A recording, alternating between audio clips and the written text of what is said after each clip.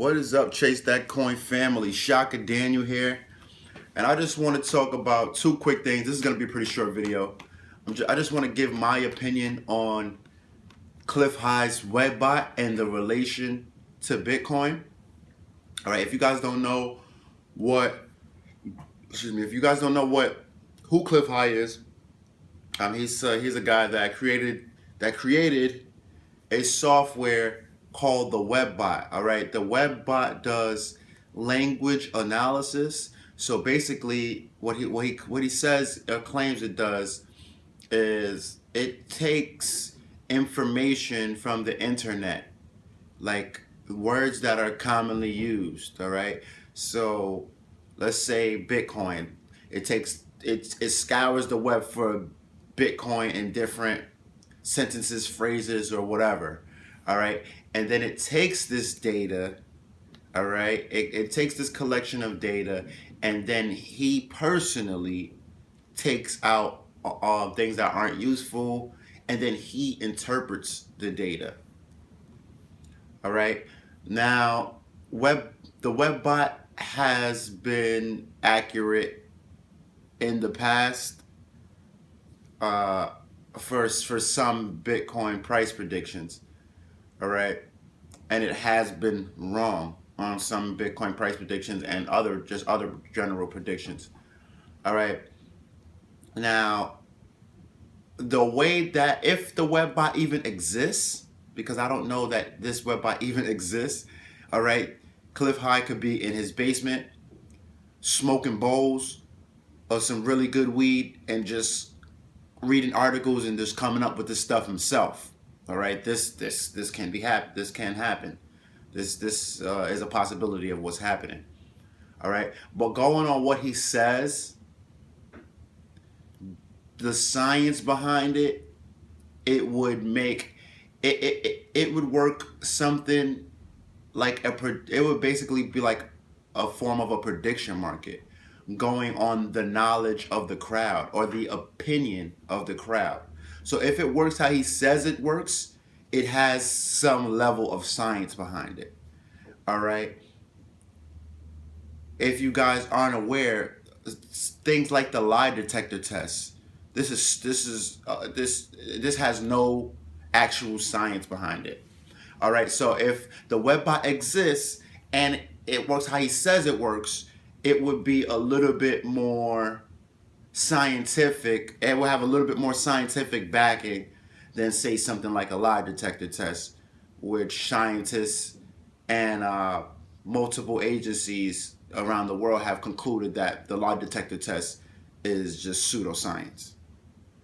All right, now I don't know if like I said, I don't know if the Webbot exists, and I don't know if it does exist, I don't know if Cliff High would be the best person to interpret this. All right, because even if it is scientifically sound, there could possibly be someone out there that would be a little bit more qualified, all right, to interpret the data.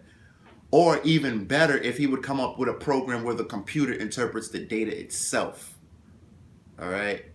So there is room for error in there, because he's taken the popular sentiment and then interpreting it in how he feels.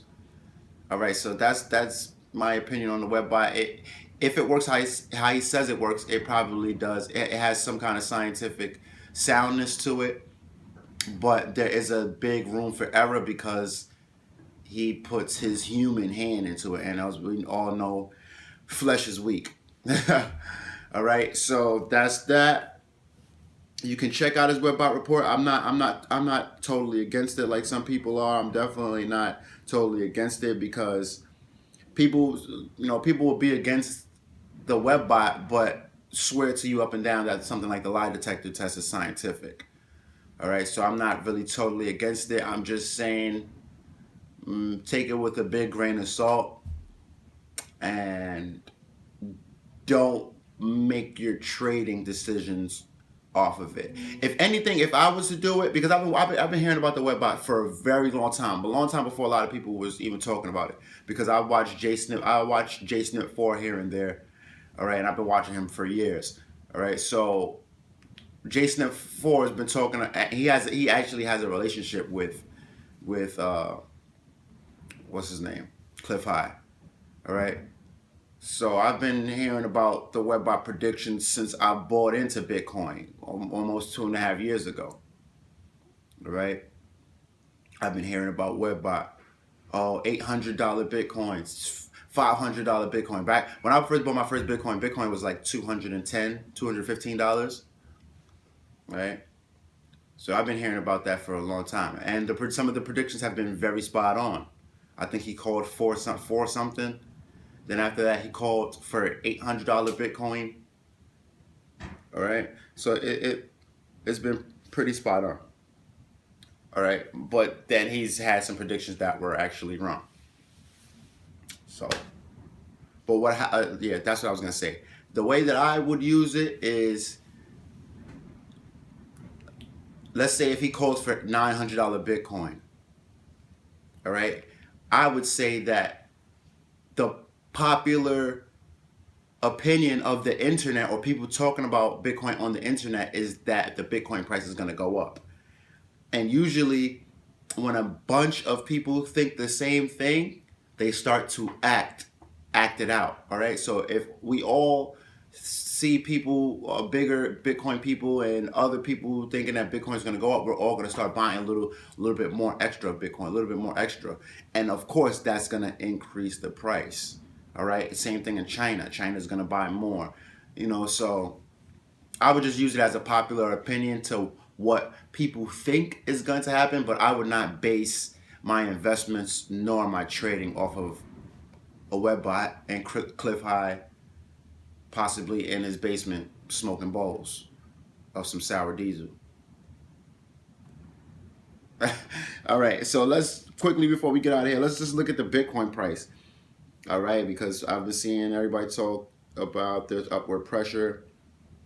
All right, so I called 856. I called 865 to 890. That prediction was spot on. Now we have somewhat of a reversal signal here, but the number one rule of price action is you cannot get price action from an open candle. You can't. All right. So if a candle is still moving, you judging what it's doing is the worst thing you can do. All right. Do not try to judge open candles, because you'll look at it. It'll be all the way up here. It'll be very bullish. By the time 7 p.m. comes and the candle's about to close, it'll close out inverted hammer, bearish. All right. So don't try to judge an open candle. All right. I'm still not convinced that the upward pressure for Bitcoin has started yet. All right. I am still not convinced yet. If anything, I think Bitcoin is going to consolidate a little bit. All right. But I'm not convinced that the upward pressure has begun. So this may be a buying opportunity for those who thought 1,000 was too expensive. Because some people said 1,000 was too expensive, but now they're saying the price is too low to buy. So I don't really get what people do. I don't really get that part. But this is going to create some buying opportunities. If Bitcoin doesn't dump off a lot more, it's going to create some upward movement in some other altcoins, with speculators jumping out of Bitcoin and jumping into other altcoins. All right. One thing for sure, though. China is not going to dump out of Bitcoin and put their money into other altcoins. They're not going to do that. And let me not say for sure, but the probability of Chinese speculators dumping Bitcoin and buying something like Ethereum or any other altcoin is very low. Very low. Very, very, very low. I'm pretty sure a lot of the speculators over there don't even know what these other altcoins are. They know what Bitcoin is, though. So the chances of the speculators from over there jumping out of Bitcoin, letting the price dump, and then diversifying into Ethereum, Ethereum Classic, all these other things, is super low, almost non-existent. All right. Instead, they'll jump out, let the price crash down, and probably reposition themselves back into Bitcoin. But I don't see them doing that. All right. Now, other speculators from other places in the world will more likely jump out of Bitcoin and jump into another altcoin, you know, because we have more exposure to these to the other altcoins more than I think places like China does. China has huge exposure to Bitcoin. Other countries in the world have a bigger exposure to altcoins. So that's this episode, guys. If you would like to donate to my channel, first of all, thank you to all of you who have been donating. If you would like to donate to my channel, please check out the About section. All right, so you would go to my channel, 4 tabs over from home. There's the About section. Click there. I have a list of 15 different altcoins that I accept. I also accept PayPal. If you would like to follow me on Twitter, do so at ChaseThatCoin. If you would like to contact me for a one-on-one cryptocurrency trading session, which is 6 hours plus. I break it down, of course, because we're not going to sit there for 6-7 hours on one session. But my training is 6 hours plus. All right, so if you would like to do that, please contact me, chasethatcoin@gmail.com. Everyone have a lovely day. Don't panic. Do your technical analysis and trust your moves. And keep chasing that coin, ladies and gentlemen.